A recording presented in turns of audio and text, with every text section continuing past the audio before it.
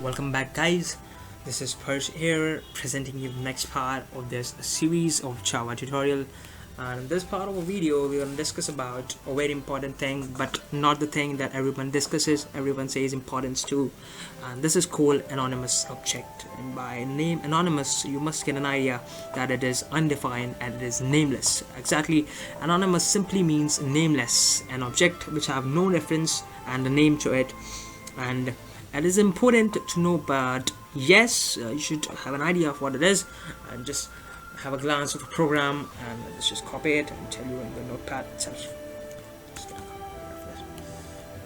of this. Let's take a new one, just paste it over here, and let's just save it and name it calculation.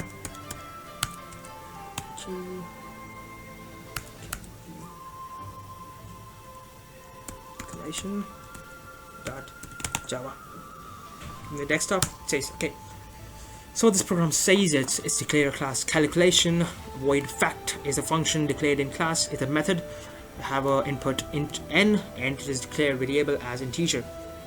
We got in a function, and this function calculates the factorial and with a different anonymous object that will have a new thing to learn. Okay, int fact is a declared variable. I already showed you the variable. I already told you the program for finding the factorial is the same. The syntax is the same. I'm not going to explain you now.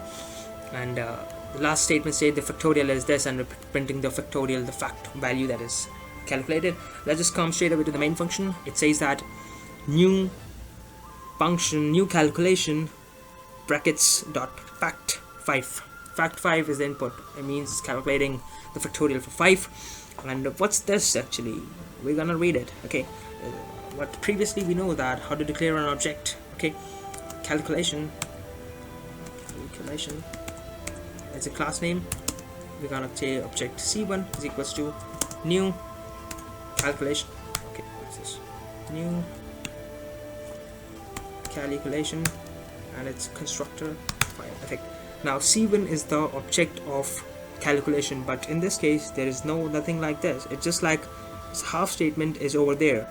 Okay, what this mean is we got no name for this object. We are just using a new keyword that will make access to the calculation constructor, and its constructor concept is a little bit on the higher side, which I'll explain you in the later part.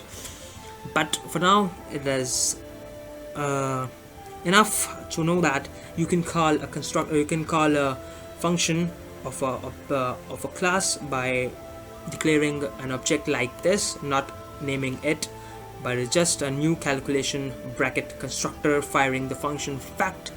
And this is a new way. This is I cannot say it's a better way, but yeah, it's a way that you should learn, because it will be very important or useful to any part of your life. Just let's get rid of this, and goodbye.